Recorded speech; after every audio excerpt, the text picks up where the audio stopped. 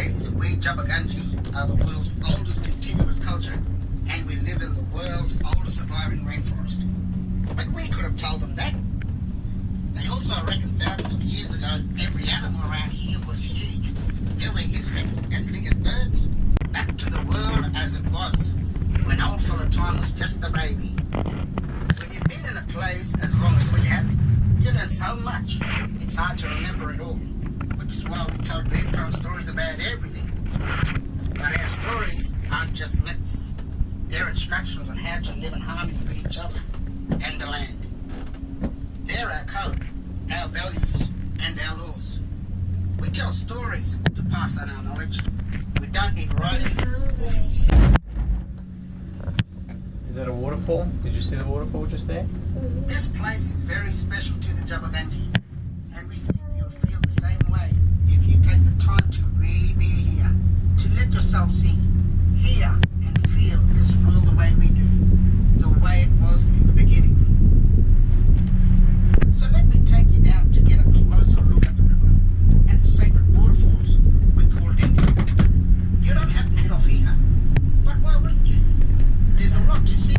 And if you follow the boardwalks all the way around, you'll see everything, including two beautiful lookouts. Maybe this is a good time to try out your new Jabaganji.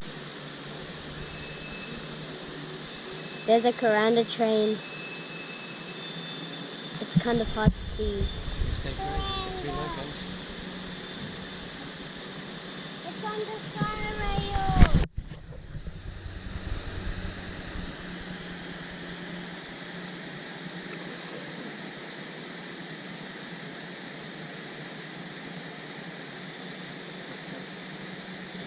Big seed to one of its legs. A seed so heavy a poor bee wouldn't get far. Well, that little bee flew only a small way before she had to find a place to land and rid herself of her burden. Exhausted, she settled for the nearest clearing, where she dumped the seed into the rich, fresh soil by the banks of a great river. The perfect spot for a brand new Gadagi tree. We Jabaganji have long known about this strange partnership between bees and trees. We've harvested wax and honey from that deal for centuries. It's taken millions of years to get it right. But all living things have worked out some kind of trade with everything else. And they all know that to break that treaty...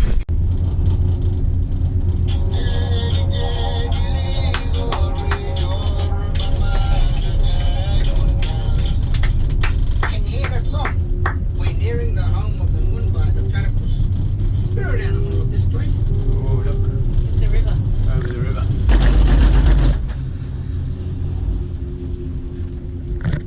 This is where we settle disputes and build partnerships, because we know that's the only way forward for any of us.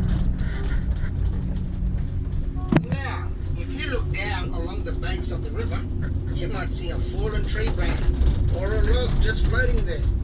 If you do, check to see if it has eyes, because if it does, it's probably not a log. This river is full of crocodiles. Those old crocs like to hide in muddy waters, so we've learnt not to swim in rivers we can't see through. Don't worry if you can't see them, they can see you just fine. These days, they're protected species, but visitors still aren't, so you know, be careful. Now, the world... We are on a riverboat service. Look, there's a little duck here.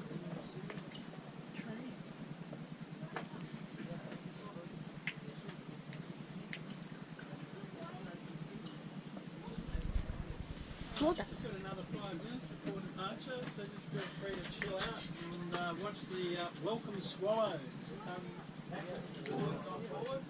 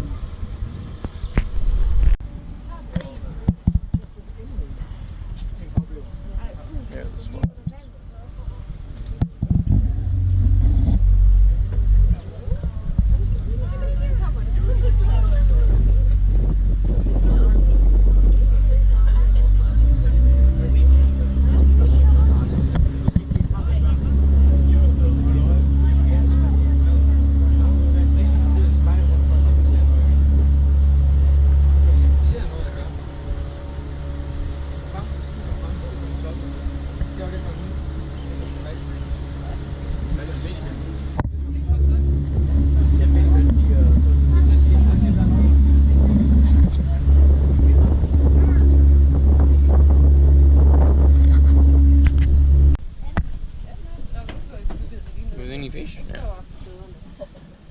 There is a turtle. You can see on that log. Turtle and the crepe turtle. The crepe turtle's a lighter coloured turtle. As we head down the river, hopefully you'll see some climbing some of the trunks. They're really good climbers. Generally the fish we get is a freshwater bream. All the water here is fresh water, and we don't get saltwater crocodiles at all.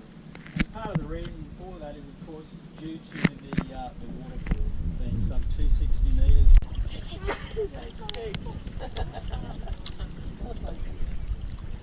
Alright, we didn't get a lot of fish, so who wants to feed the ducklings? Little ones?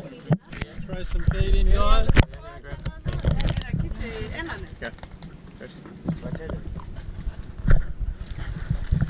Get on the boat, maybe? Yeah. That's right. The young ones.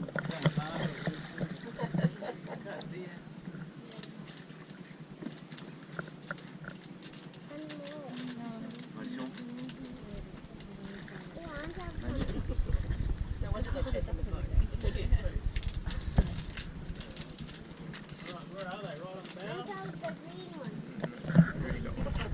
They're on finished feeding. Forest it is, so there's only 15% light getting down to that.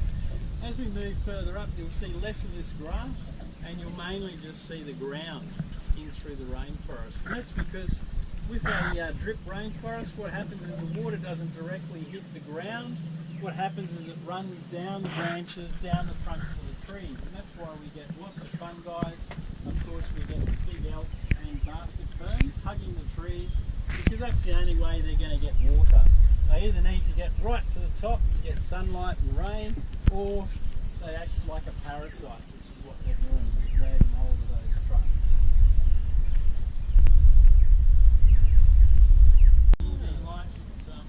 No doubt. Kan du se den der? Det var en lille en. Ja, den var der. Ja. Where's the crocodile? Arne krokodille. Where? Så har vi da et billede af den. Ja. There he is. Ja. You see? Den er på jagt efter There's a crocodile. Kommer han herover lidt? Ja. Den kigger bare bagud. Nu skal jeg se, den svømmer. Tails off. There's a crocodile.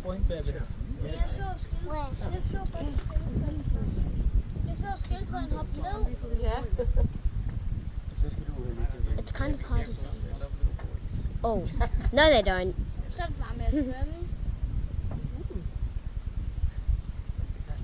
There's a crocodile.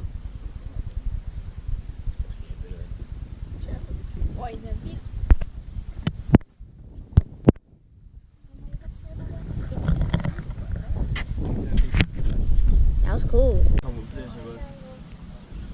There's another crocodile on that rock right there. Det var eddermame godt set af ham der. Men jeg tror, han ved, hvad de er. De er meget tekstuelle. Ja. Han ved, han har sikkert langt til 4 stykker, har været syg her. Dem viser han hver dag. Ja. Så den ligger på den sten, den anden ligger dernede, og så sejler han frem tilbage. Ham sejler båden, skat. Men det er jo ikke sådan nogen kæmpe store nogen. Nej, det er den ikke. Det tror jeg, det vil være. Ja, det tror jeg. kan de jo ikke spise det. Men det er jo ikke saltvandskrokodiler, det her skal på.